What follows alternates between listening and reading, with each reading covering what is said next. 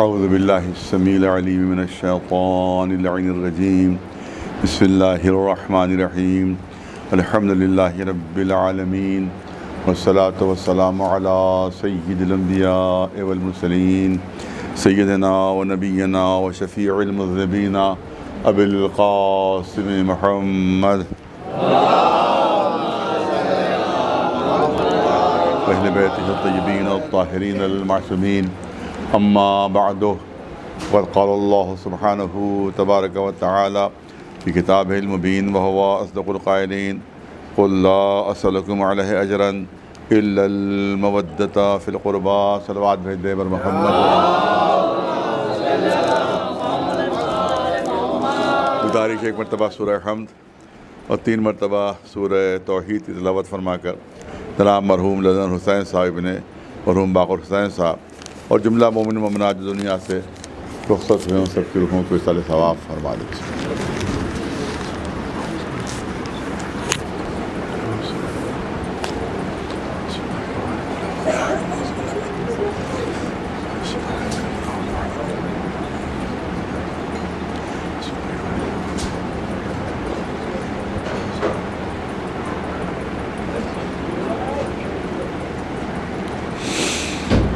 आय करीमा इंतहाई मशहूर व मारूफ़ आय करीमा है जो हर साहिब ईमान के दिल पर नक्श है, जिसको आए मवद्दत कहा जाता है और जिसमें अल्लाह की तरफ से रसूलुल्लाह को हुक्म दे दिया जा रहा है कि अल्लाह के रसूल आप कह दीजिए और ऐलान कर दीजिए कि अजर रिसालत सिवाय मोहब्बत और मवद्दत अहले बैत को और कुछ नहीं।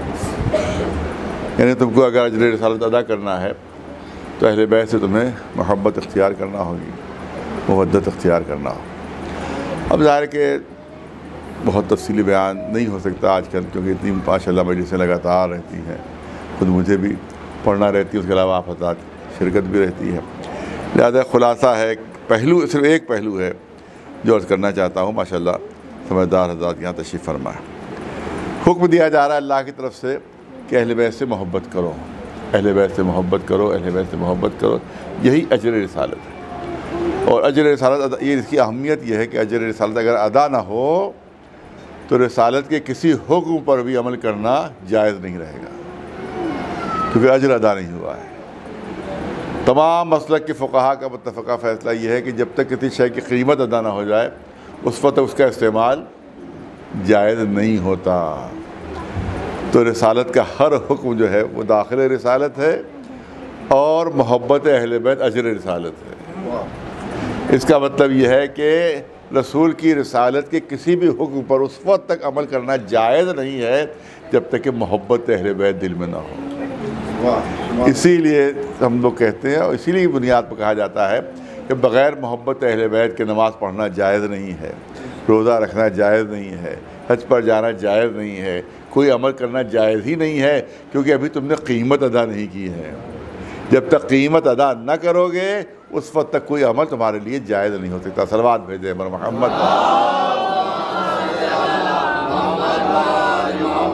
इतनी अहमियत है इस आय करीमा की, इतनी इम्पोर्टेंस है, बुनियादी हैसियत रखती है ये आय करीमा। अब यहाँ पर एक पहलू है, नफ्सियाती पहलू को पेश करना चाहता हूँ। वो नफ्सियाती पहलू यह है कि मोहब्बत की बुनियाद क्या चीज़ होती है। देखिए, किसी के कहने से किसी को मोहब्बत नहीं हो जाती, बिल्कुल 2-2 4 वाली बात है। मैं हुक्म दे दूँ कि फुला साहब से मोहब्बत करने लगे तो करने लगेंगे।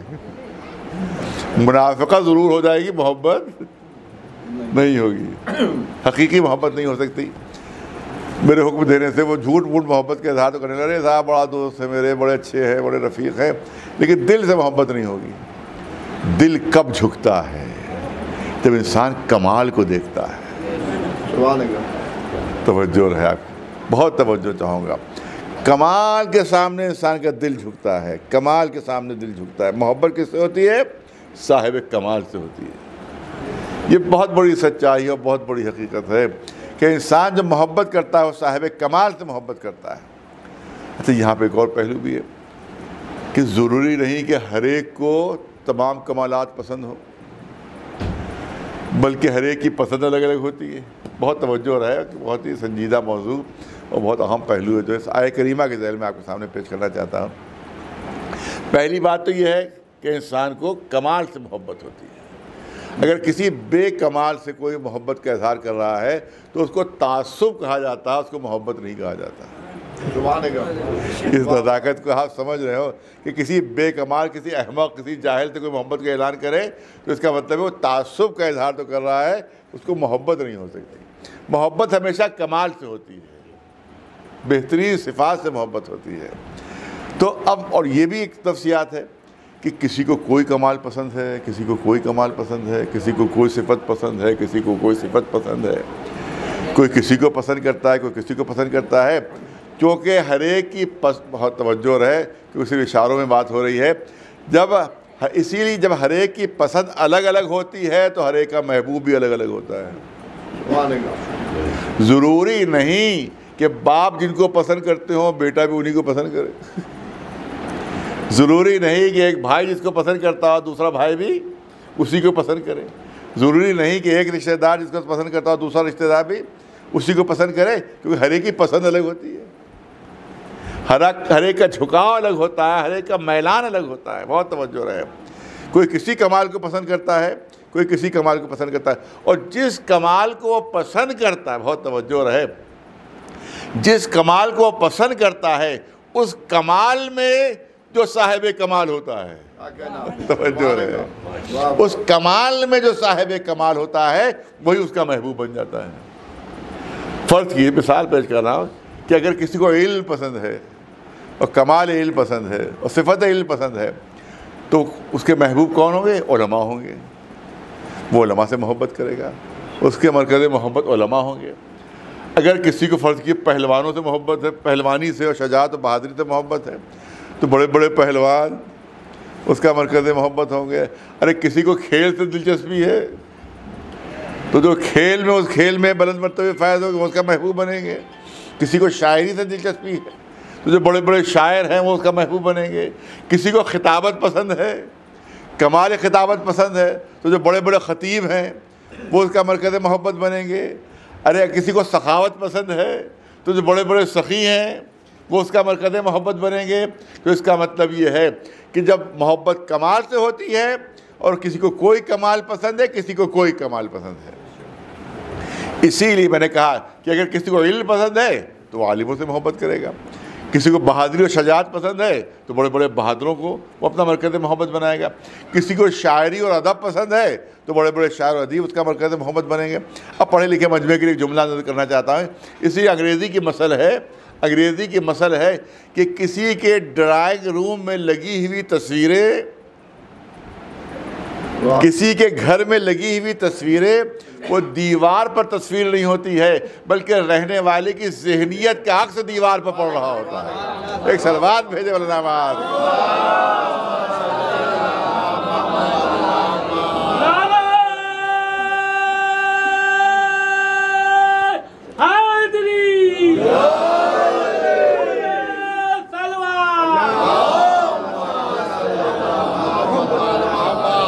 अगर उसे कमाल इल्म पसंद है तो बड़े बड़े उलमा की तस्वीरें उसके घर में लगी होंगी। अगर उसको कमाल शायरी पसंद है तो बड़े बड़े शुअरा, मीर तक़ी मीर हैं, गालिब हैं, मीर अनीस है, दबीर हैं, इनकी तस्वीरें लगी होंगी।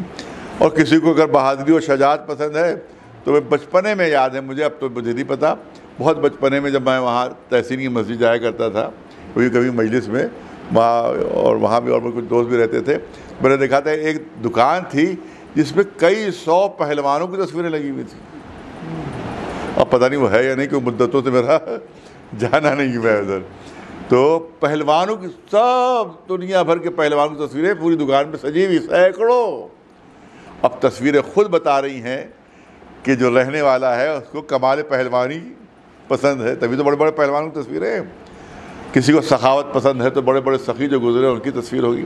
इसका मतलब यह है कि किसी को कोई कमाल पसंद होता है, खुलासा पेश करूं, किसी को कोई कमाल पसंद होता है, और जिस कमाल को पसंद करता है, जिस शख्सियत में वो कमाल पाया जाता है, वो उसका मरकज़ मोहब्बत बन जाता है। अब तवज्जो और हजर करना चाहता हूँ। अरे ये सिफत और ये नेचर अल्लाह ने हर इंसान में अता किया है। हर एक का नेचर, हर एक की नफ्सियात यही है, और वही अल्लाह हुक्म दे रहा है। अरे बहुत तवज्जो जाऊँगा। वही अल्लाह हुक्म दे रहा है कि 14 लोगों से सब मिलकर मोहब्बत करें। बहुत तवज्जो, बहुत तवज्जो। 14 की मुख्तसर से एक तरफ करोड़ों लोग, अरे तवज्जो रहे, एक तरफ करोड़ों लोग, दूसरी तरफ कुल 14 लोग, और करोड़ों को हुक्म दिया जा रहा है कि सब के सब इनको अपना मरकज़ मोहब्बत बनाए, सब के सब इनको अपना महबूब बनाए। तो पालने वाले, तूने इंसान की नफ्सियात बनाई है, तूने इंसान की नफ्सियात को खल्क़ किया है। किसी को कोई कमाल पसंद है, किसी को कोई सिफत पसंद है, और जो कमाल और सिफत उसको पसंद होता है, जिस शख्सियत में वो कमाल सिफत पाया जाता है, वही उसका महबूब बनता है। तो कैसे मुमकिन है करोड़ों लोग, किसी की पसंद कुछ है, किसी की पसंद कुछ है, किसी को कोई कमाल पसंद है, किसी को कोई सिफत पसंद है, कैसे मुमकिन है कि 14 की मुख्तसर सी जमात को करोड़ों लोग मिलकर अपना महबूब बना लें, अपना मरकज़ मोहब्बत बना लें? क्योंकि किसी को कोई कमाल पसंद है, किसी को कोई सिफत पसंद है, तो अल्लाह की आवाज़ आएगी कि हमने मामूली लोगों से मोहब्बत का हुक्म नहीं दिया है, आम लोगों से मोहब्बत का हुक्म नहीं दिया है, हमने उनसे मोहब्बत का हुक्म दिया है। तुम्हें कोई कमाल पसंद हो, कोई सिफत पसंद हो, किसी और दरवाजे पर जाने की ज़रूरत ही महसूस नहीं होगी। हर कमाल अपने मेराज कमाल पर इसी दर पर मिलेगा तुम्हें। एक सलवात भेजे बरदाबाद।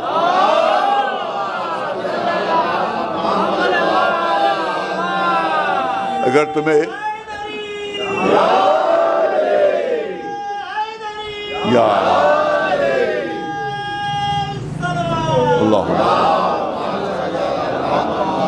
बहुत बड़ी सच्चाई जिससे कोई इनकार नहीं कर सकता, बहुत बड़ी हकीकत जिससे कोई मुनकिर नहीं हो सकता कि अगर इल्म देखना है तो अहले बैत से बड़ा कोई आलिम नहीं मिलेगा, और अगर बहादुरी देखना है तो इनसे बड़ा कोई बहादुर नहीं मिलेगा, अगर सखावत देखना है तो इनसे बड़ा कोई सखी नहीं मिलेगा, और अगर खिताबत देखना है तो खतीब मिंबर सलूनी यही नज़र आ रहे हैं। एक सलवात भेजे बरदाबाद।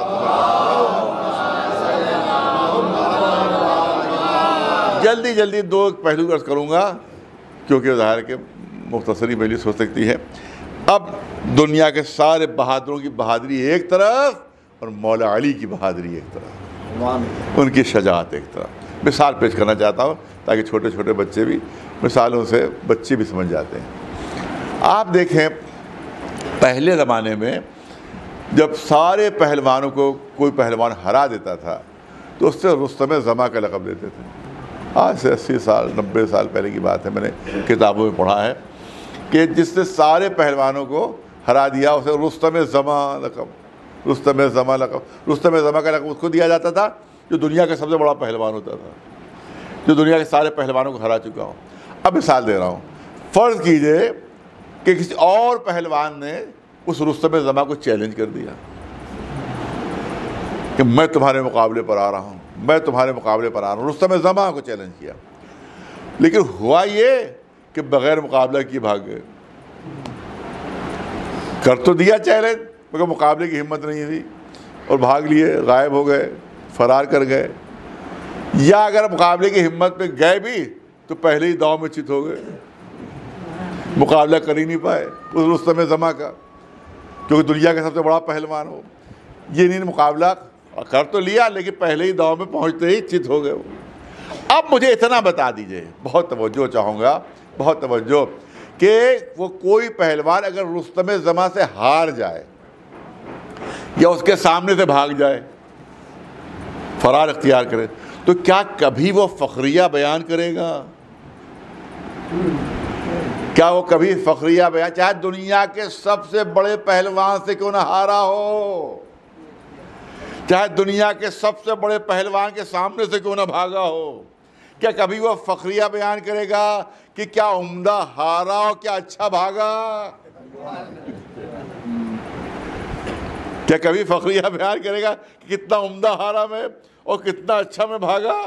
नहीं, उसकी कोशिश ही होगी कि इस हार और फरार का जिक्र ही ना हो कभी, क्योंकि अपने को जलील महसूस कर, बहुत तवज्जो रहे, अपने को जलील महसूस कर रहा है, अपने को हकीर महसूस कर रहा है कि पहले ही दांव में हार गया या सामने से भाग गया। कभी वो फखरिया नहीं कहेगा, फख्र नहीं करेगा कि कैसा भागा और कैसा हारा। यह है दुनिया के पहलवानों की पहलवानी का मेयार, मगर यह है अली की शजाअत का मेयार, यह है अली की बहादुरी का मेयार कि अगर अली के सामने से कोई भाग जाता था, अरे सुने बच्चे, जमा गौर से सुने, अगर अली के सामने से कोई भाग जाता था, तारीख में है, हिस्ट्री में है, खिताबत आखिरी नहीं है, मैं हिस्ट्री पेश कर रहा हूँ कि अगर अली के सामने से कोई भाग जाता था और उसे कोई ताना देता था कि अली के सामने से भाग आए, अली के सामने से भाग आए, तो भागने वाला पहलवान कहता था मुझे ताना न दो, मुझे मुबारकबाद दो कि अली के सामने से जान बचा कर आ गया। इसका मतलब है कि बहादुरी का मेयार ये था कि सामने से भाग जाना सबब जिल्लत रही, सबब फख्र बन गया था। एक सलवात भेज दे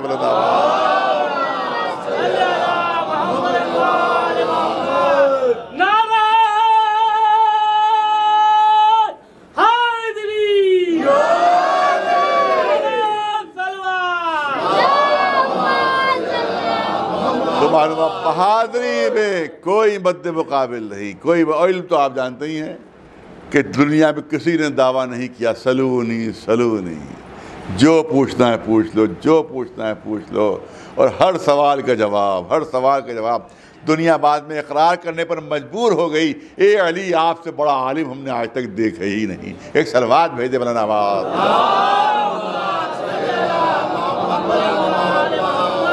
अब इल्म के कुछ गोशे में इंशाल्लाह बयान करूंगा, लेकिन एक बात और सुन लें, हमारे बच्चे और जवान, बुजुर्ग तो सब सुने हुए हैं और मुझसे बेहतर जानते हैं, लेकिन बच्चों जवानों के लिए मैं गुफ्तगू करता हूँ। सखावत, बांटना गरीबों को, सखावत यानी गरीबों को मदद करना, गरीबों को बांटना, इसमें सबसे ज़्यादा मशहूर है हातम, जिसको इस्तिलाह में लेजेंडरी कहा जाता है, लेजेंडरी फिगर, अफसानवी शख्सियत, वो है हातम। आज भी उन्होंने कहा था वो तो शहर के हातम हैं, अगर किसी ने बांटना शुरू किया कि शहर के हातम, आज भी तारीख में पता नहीं कब गुजरा था और आज भी लोग नाम जानते हैं उसका, हातम का नाम, सखावत में, गरीबों को बांटने में। एक दफ़ा मस्जिद में बहुत से मुसलमान बैठे हुए हातम की तारीफ़ कर रहे थे, मौला भी वहाँ तशरीफ़ फरमाते थे।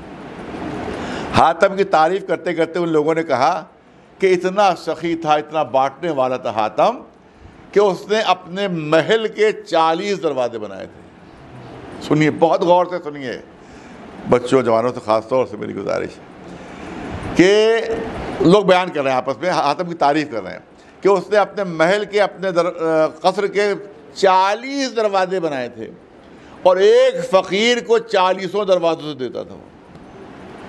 पहले दरवाजे पर आया, उसको दिया, वही फ़कीर फिर दूसरे दरवाजे पर आया, फिर दिया, तीसरे दरवाजे पर आया, फिर दिया, चौथे दरवाजे पर, फिर 39वें दरवाजे पर आया, फिर 40वें दरवाजे पर आया। फिर वो नहीं कहता था कि मैं तुम इसी घर से 39 दरवाज़ों से ले चुके हो, अब क्यों आए हो, नहीं, 40 दरवाज़ों से वो दिया करता था।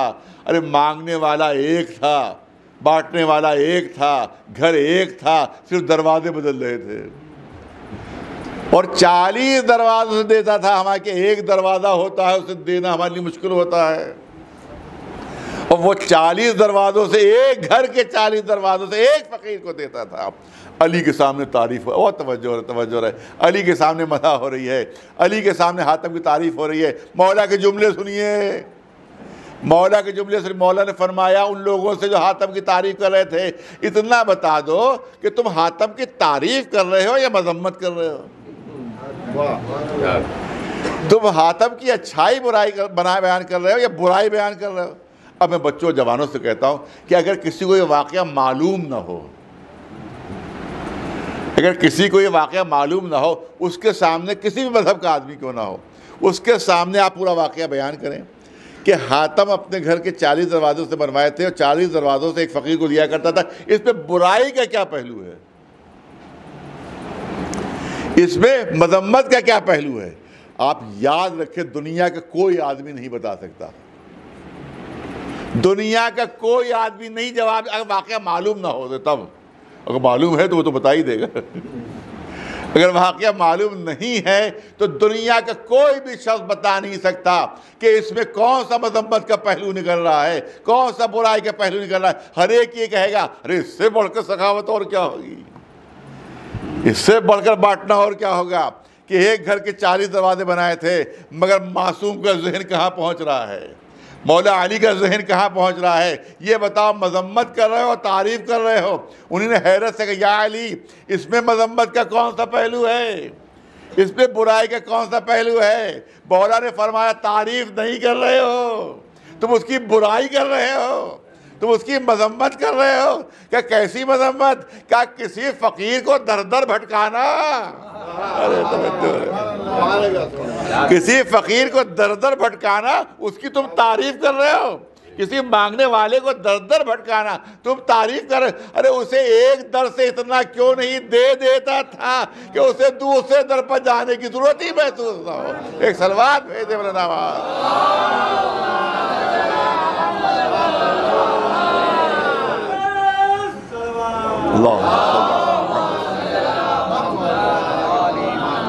तो ये है सखावत की मंजिल जो दुनिया में कोई मुकाबला नहीं कर सकता। शजाअत बहादुरी में दुनिया में कोई मुकाबला नहीं कर सकता, इल्म में दुनिया में कोई मुकाबला नहीं कर सकता, सखावत में दुनिया में कोई मुकाबला नहीं कर सकता। इल्मी मैदान में वहाँ भी कहाँ मैंने पेश किया था, मैं चाहता हूँ यहाँ भी पेश करूँ तो क्या बच्चे जवान जिन्हें नहीं सुना हो कम से कम उनको वाकिफ़ हो जाए इससे। और तमाम मैंने ढूंढ डाला, हर हिस्ट्री की किताबें वाकई मौजूद है। ये नहीं कि कोई शियों का गढ़ा हुआ है, नहीं, हिस्ट्री की किताबों में ये वाकया मौजूद है, तारीख़ की किताबों में वाकया मौजूद है कि पूछते पूछते जब अली से थक गए, क्योंकि मजमे में दोस्त कम होते थे, दुश्मन ज़्यादा होते थे। और जब मौला कहते जो पूछना है पूछो, तो मुझे बताइए कौन सा ऐसा सवाल है जो छोड़ दिया गया होगा। मुश्किल से मुश्किल सवाल मौला से किया गया, मुश्किल से मुश्किल। उसकी मिसाल आपके सामने पेश कर दूँ कि आज तो साइंस का एक तालिब इल्म भी जानता है कि ज़मीन से सूरज की दूरी कितनी है। आज से 1400 साल पहले कौन जानता था? कोई साइंस के नाम से भी वाकिफ़ नहीं था। किसको पता कि ज़मीन से सूरज की दूरी कितनी है? मौला से पूछा है अली, आप कहते जो पूछना है पूछो, ये बताइए कि ज़मीन से सूरज की दूरी कितनी है? ज़मीन से सूरज की दूरी कितनी? तारीख गवाह है। मौला ने ज़मीन को देखा, सूरज को देखा, अरे तवज्जो रहे, ज़मीन को देखा, सूरज को देखा, और फरमाया कि एक अरबी घोड़ा 500 साल अगर सफ़र करे तो ज़मीन से सूरज पर पहुंच जाएगा वो। एक सलवात भेजे वाला नामाज। और मैं चैलेंज के साथ यहाँ से ऐलान कर रहा हूँ कि 1400 साल पहले अली ने जो ऐलान किया था, आज के साइंसदान उसकी तस्दीक कर रहे हैं। एक सलवात वाला नामाज। इससे अंदाज़ा कीजिए, उससे बड़ा कायनात में कोई आलिम नहीं। लेकिन वो साजिश करने वाले यहाँ आज हैं, उस ज़माने में भी थे। ये किसी तरह से माज़अल्लाह कहीं पर सुक्की हो जाए। लिहाजा एक अजीब व गरीब प्लानिंग की गई, अजीब प्लानिंग की गई। वो प्लानिंग ऐसी थी कि अगर अली जवाब दें तब भी दुश्मनों की जीत हो, और जवाब न दें तब भी दुश्मनों की जीत हो। ये कैसे? ये कैसे? जवाब दे तब भी दुश्मन जीत जाए, जवाब न दे तब भी जीत जाए, यानी चिद भी रहे अपनी और पट भी रहे अपनी। ये कैसे? और उधर का दिमाग था, उन्हें प्लानिंग कर ली। कहा नमाज के मौके पर अली से ऐसा सवाल करो कि जिसका जवाब इतना तूलानी हो कि या तो अली जवाब देंगे तो नमाज का वक्त निकल जाएगा, तो हमको कहना पड़ेगा भाई अली ने अपनी नमाज कज़ा कर दी एक बार। और अगर जवाब नहीं देंगे तो हम कहेंगे एक बार पूछा गया, अली ने जवाब नहीं दिया, तो चिद भी हमारी रहेगी, पट भी हमारी रहेगी। जवाब दे तब भी हमारी जीत, जवाब न दे तब भी हमारी जीत।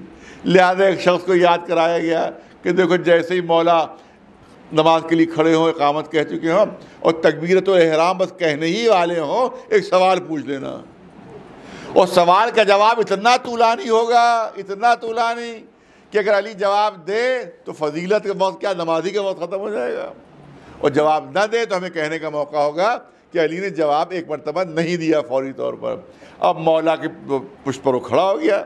जैसे ही मौला नमाज के लिए खड़े हुए, इकामत कह चुके थे, जैसे ही तकबीरतुल इहराम कहने ही वाले थे, वैसे वो शख्स आगे बढ़ा, या अली जल्दी से मेरे एक सवाल के जवाब दे दीजिए, जल्दी से एक सवाल के जवाब दे दीजिए। हाँ पूछो क्या सवाल है, क्या सवाल है, जल्दी पूछो क्या सवाल है। क्या अली ये बताइए कौन जानवर अंडे देते हैं, कौन बच्चे देते हैं, कौन जानवर अंडे देते हैं, कौन बच्चे देते हैं, मुझे इतना बता दीजिए। सिर्फ अरब के जानवरों की फहरिस्त अगर अली ने बताई होती तो कई घंटे तो उसी में लगते। फुला जानवर जो है वो अंडे देता है, फुला जानवर बच्चे देता है, फुला जानवर अंडे, फुला बच्चे। ये यही सोचकर ये सवाल उसको याद कराया गया था कि या तो अली जवाब देंगे तो नमाज का वक्त निकल जाएगा, जवाब नहीं देंगे तो हमें कहने का मौका होगा कि एक वक्त ऐसा था कि जब अली से पूछा गया मगर उन्होंने जवाब नहीं दिया, लेकिन इधर सवाल करने वाले ने सवाल किया, इधर सवाल करने वाले ने सवाल किया। मौला ने कहा कि जिनके कान बाहर की तरफ होते हैं वो बच्चे देते हैं, जिनके अंदर की तरफ होते वो अंडे देते हैं। अल्लाहु अकबर, नमाज शुरू हो गई। एक सलवात भेजे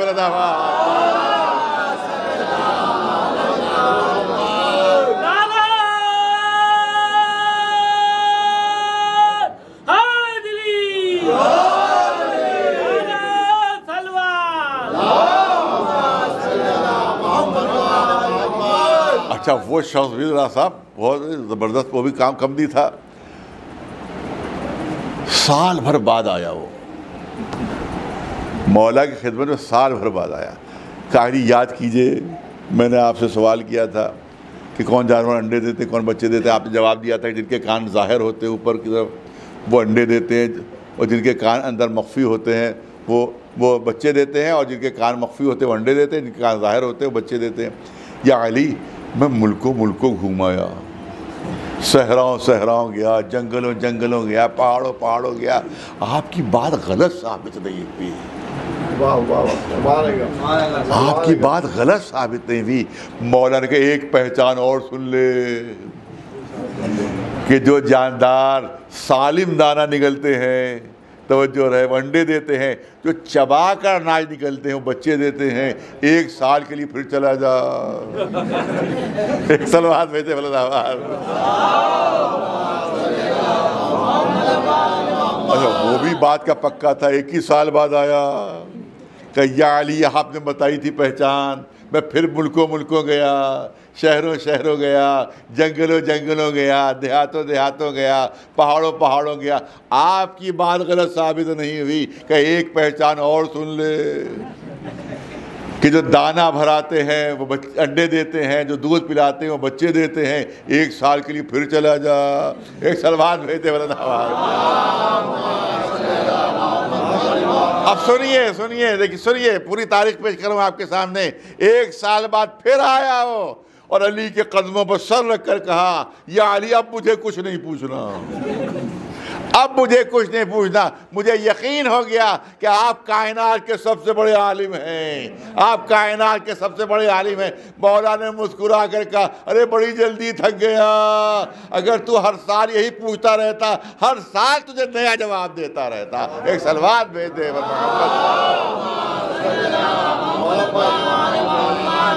एक सलवात बुलंद आवाज़।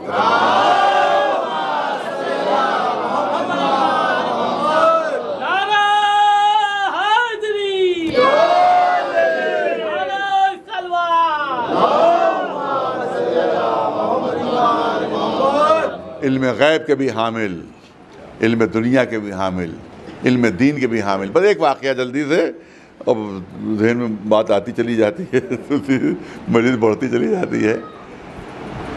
बहरैन उस ज़माने में सबसे बड़ा दौलतमंद मुल्क था, सबसे दौलत, आज भी वो दौलत भरी भी वहाँ, उस ज़माने में भी बड़ी दौलत थी वहाँ पर, क्योंकि वो तिजारत का मरकज़ था। वो बहरैन शुरू ही से तिजारत का सेंटर रहा है। तो बहरैन से आया, पास लश्कर था, और लश्कर के साथ पूरे वो लश्कर में जो काम करने वाले होते हैं, मतलब साइस होते हैं और ऊँट चलाने वाले होते हैं, खाना पकाने वाले होते हैं, खादिम होते हैं, उनको चारा देने वाले होते हैं, सब होता, खाली फ़ौजी थोड़ी होते हैं, फ़ौजी के साथ साथ और कितने खिदमत करने वाले होते हैं। इतना बड़ा ज़ख़ीरा सोने के सिक्कों का आया कि एक पहाड़ बन गया, पूरा एक पहाड़ बन गया। एक पहाड़, अब कौन गिने उसको गिनने के लिए ही मेरे ख्याल महीना भर चाहिए था, इतने थे वो। बहुत तवज्जो है, बच्चे सुने तो मैं करना चाहता हूँ कि उनको अगर गिनने बैठते तो एक महीना कम से कम लगता है। इतना पहाड़ था सोने के सिक्के, सोने की अशरफियाँ। मौला के ने कहा कि इस वक्त मेरे लश्कर में 12,000 लोग हैं, सबको 500-500 दीनार बांट दो। गिना नहीं, मालूम नहीं किया, ना लश्कर के लोगों को गिना मौला ने। इससे इल्म गैब का अंदाज़ा होता है कि मौला को गैब के तौर पर मालूम था कि फ़ौज में कितने लोग साथ साथ काम कर रहे हैं। ज़ाहिर कि तमाम चीज़ें मालूम नहीं होती हैं, सैकड़ों हज़ारों लोग काम करने वाले होते हैं। कहा जितने फ़ौज में हैं सिपाही उनको भी, और जिनके खिदमत करने वाले हैं फ़ौज के, उन सबको भी 500-500 दीनार बांट दो, 500-500 दीनार बांट दो सबको। या अली, अरे कहीं घट बढ़ गया तो क्या होगा? अरे बहुत तवज्जो हो रहे हैं। आपने तो बगैर गिने हुए सिर्फ एक निगाह डाली। अरे बहुत तवज्जो हो रहे हैं। उस दीनारों के पहाड़ के ऊपर सिर्फ एक निगाह डाली और कहा कि पूरे लश्कर और काम करने वालों को 500-500 दीनार बांट दो। अरे तारीख गवाह है कि सब के सबको 500 दीनार बट गए, न एक कम हुआ न एक ज्यादा हुआ। एक सलवात भेजे बड़ा नवाज,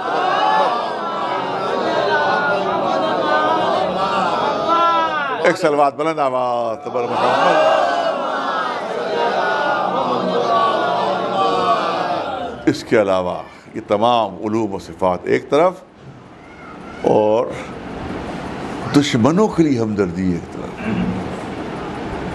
ये खुसूसियत सिर्फ मोहम्मद व आले मोहम्मद की है, आपको कहीं मिलेगी नहीं है, कहीं नहीं मिलेगी है। और कितनी कितनी इसकी मिसालें मौजूद हैं।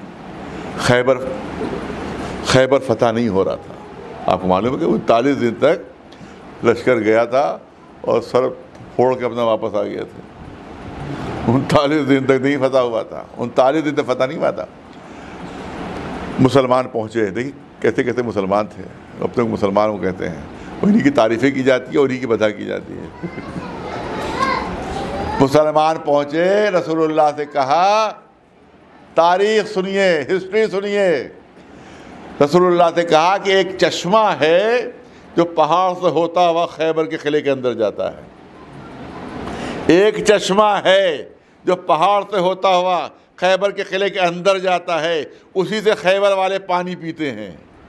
लिहाजा उस चश्मे को बंद कर दीजिए, उस चश्मे को बंद कर दीजिए। अभी 2 दिन में सबके सब आपके सामने आ जाएंगे जब प्यास से मजबूर हो जाएंगे। उस चश्मे को बंद कर दीजिए क्योंकि उसी से पानी ले रहे हैं सब। चश्मे को बंद कर दीजिए, अभी सामने हथियार डाल देंगे 2 दिन के अंदर। रसूल ने फरमाया फतह हो या शिकस्त हो, मैं किसी दुश्मन को भी प्यासा नहीं दे सकता। चश्मा बंद नहीं किया रसूलुल्लाह ने, क्या फतह हो चाहे ना हो, मगर इससे इस्लाम बदनाम होगा, इससे दीन हमारा बदनाम होगा कि हमने प्यासा रख कर फतह हासिल की।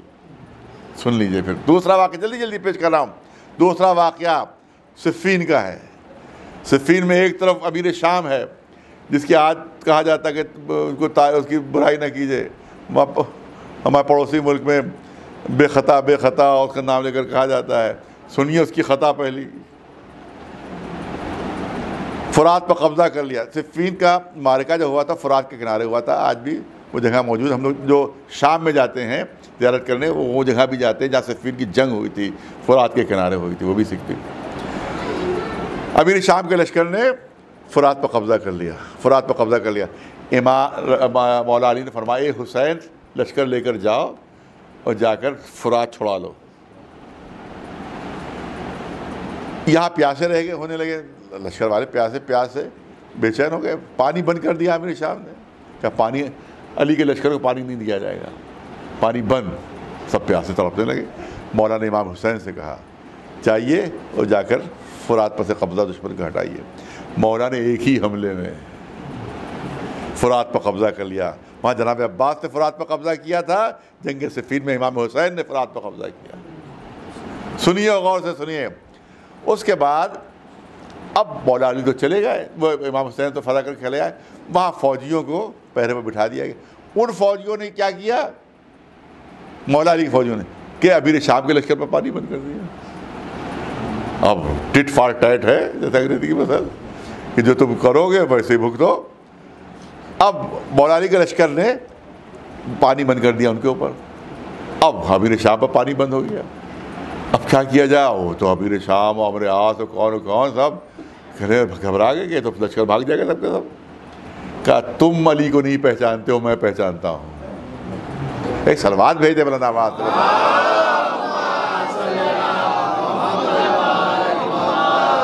देखिए ये आली किरदार से अहले बैत ही मिलेंगे आपको।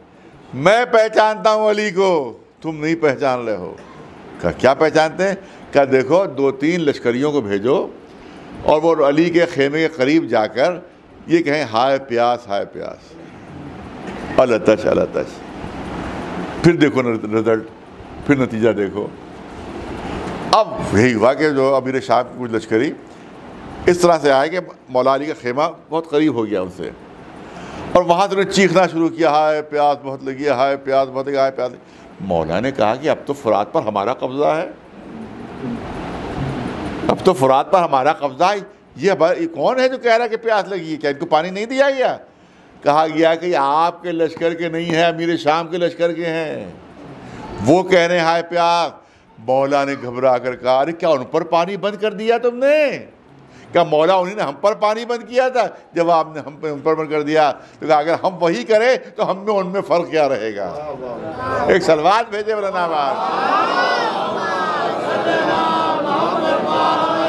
जिस तरह से हम पानी पी रहे हैं उसी तरह से अमीर शाम के हर लश्करी पानी पिएगा। हम नहीं उनका जैसा बन सकते।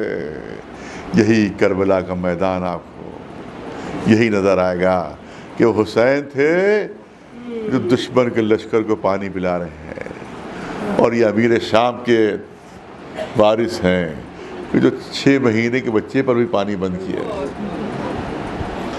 हाँ हज़ारों मुसीबतें ऐसी हैं। अब ज़ाहिर के अज़ा के आखिरी दिन वाले आ गए हैं, अब 2 दिन सिर्फ रह गए हैं अज़ा के। जितना रोना हो तो रो लीजिए, क्या पता अगले साल कौन हो और कौन ना हो।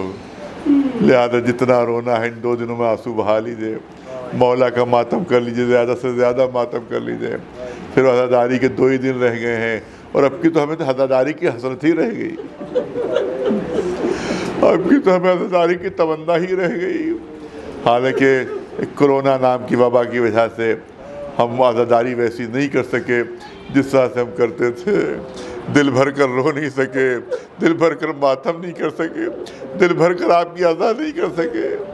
आका हम आपसे शर्मिंदा है कि हम आपका मातम पूरी तरह से नहीं कर सके। हाँ, क्योंकि ऐसी मुसीबतें हैं कि क़यामत तक भी आंसू बहाया जाए तब भी कम है, क़यामत तक रोया जाए तब भी कम है। हम करबला का हक़ कभी अदा ही नहीं कर सकते। बस एक वाक़या सुन लीजिए और मैं अपनी मजलिस को तमाम कर दूँ। एक जाकिर थे, आज से तकरीबन 70-80 साल पहले का वाक़या है, जो 80 बरस का सिन उनका हो गया था। 20 बरस के सिन से वो मजलिसें पढ़ रहे थे, 20 बरस के सिन से मजलिसें पढ़ रहे थे, और 60 बरस गुजर गए थे उनको मजलिसें पढ़ते पढ़ते। 60 बरस गुजर गए थे। ऐसे मसाइब वो पढ़ते थे कि लोग बेहोश तक हो जाते थे। लोगों ने उनसे पूछा क्या आपने इतनी खिदमत की है अज़ादारी की, क्या कभी किसी इमाम से मुलाकात हुई आपकी? कभी किसी इमाम से मुलाकात हुई? क्या ज़ाहिर बज़ाहिर तो मुलाकात नहीं हुई थी, हाँ ख्वाब में हुई है। ख्वाब में क्या किससे मुलाकात हुई? क्या चौथे इमाम ज़ैनुल आबिदीन, चौथे इमाम से ख्वाब में मुलाकात हुई थी। कि क्या बात हुई, आपसे क्या गुफ्तगू हुई? कहा मैंने उनकी खिदमत में हाथ जोड़कर कहा ए आका, मैं 60 साल के करबला की खिदमत कर रहा हूँ, 60 साल से मजलिसें पढ़ रहा हूँ। ऐसे मसाइब होते हैं कि लोग बेहोश तक हो जाते हैं। ये बताइए कुछ करबला का हक़ मैंने अदा कर दिया कि नहीं अदा किया? अरे अज़ादारों सुनो मौला का जवाब, मौला चौथे इमाम का जवाब सुनिए। ये जाकिर कहते हैं ये आका 60 साल से मजलिसें पढ़ रहा हूँ, अरे कुछ हक अदा किया है नहीं किया ये सुनना था कि मौला ने एक चीख मारी, चीख मार कर रोए, ये तूने क्या कह दिया कि करबला का हक अदा किया, पर इतना सुन ले कि तू 60 साल से मजलिसें पढ़ रहा है और मेरी नन्ही सी बहन सकीना के करबला से शाम तक सैकड़ों तमाचे मारे गए, सैकड़ों तमाचे मारे गए हैं। अरे तूने 60 साल में अभी एक तमाचे का भी हक अदा नहीं किया है। तो मेरी नन्ही सी बहन सकीना के चेहरे पर तमाचे लगे हैं। बस आखिरी जुमले करना चाहता हूँ, मैंने कभी ये मसाइल पढ़े तो यहाँ पढ़ना चाहता हूँ। जब पहली मरतबा मैं शाम गया कि जहाँ बच्ची का रोज़ा है, जब पहली शायद 95 इससे और पहले की बात होगी, जब वहाँ मैं गया तो देखा सारे कमरे हुजरे खुले हुए हैं, मैं एक हुजरे में ताला लगा हुआ है, एक हुजरा मुकफ़्फ़ल है वहाँ पर। मैंने पूछा ये हुजरा मुकफ़्फ़ल क्यों है? क्या इस पर बहुत पुरानी कुछ तस्वीरें हैं, ऐसी तस्वीरें हैं कि लोग देखकर बेहोश हो जाते हैं। बाद लोगों को ऐसा हुआ कि उनका दम निकल गया देखकर, लिहाजा ही बंद कर दिया गया है, इस पर ताला लगा दिया गया है। क्या इसमें कौन सी तस्वीरें हैं? क्या आज से तकरीबन 80-90 साल की बात है कि एक बहुत बड़े बुजुर्ग आलिम थे, उन्होंने ख्वाब में देखा कि जनाब सकीना आई हैं, हुसैन की बेटी सकीना आई हैं। क्या शहजादी आपने क्यों जहमत की, शहजादी क्यों जहमत की? क्या ये आलिम दीन मेरी कब्र में पानी रिस्क करा रहा है कि जिसकी वजह से मुझे अजियत और तकलीफ़ महसूस हो रही है, लिहाजा ये तू ये एहतमाम कर कि वो पानी आना बंद हो जाए। अच्छा, इन्हीं ने सोचा कि शायद मैंने यूँ ख्वाब देख लिया है वो, लिहाजा और फिर कब्र कैसे खोदूँ? शहजादी की कब्र खोदना, जनाब सकीना की कब्र खोदना एक तहलुका मच जाएगा, एक हंगामा मच जाएगा। देखिए दूसरे दिन फिर शाम में ख्वाब में देखा, तीसरे दिन फिर देखा, फिर आखिर तमाम उलमा को उन्होंने जमा किया। क्या 3 दिन से लगातार मैं ख्वाब देख रहा हूँ कि हुसैन की नन्ही सी बच्ची सकीना मेरे पास आकर कह रही है कि कब्र में पानी आ रहा है, लिहाजा उसको रोकने का एहतमाम कीजिए, बताइए आप लोग क्या कहते हैं? कहा नहीं नहीं, ये ख्वाब झूठा नहीं हो सकता, यह ख्वाब गलत नहीं हो सकता, लिहाजा कब्र को खोदा जाएगा और अगर कहीं से पानी आ रहा है तो बंद किया जाएगा। लिहाजा कब्र को खोदा गया, देखा गया कि हाँ एक सुराख ऐसा है कि जिससे पानी आ रहा है, लिहाजा मजदूरों से कहा गया सुराख को बंद कर दिया जाए, लेकिन थोड़ी देर के लिए बच्ची की लाश को आगोश में लेना था।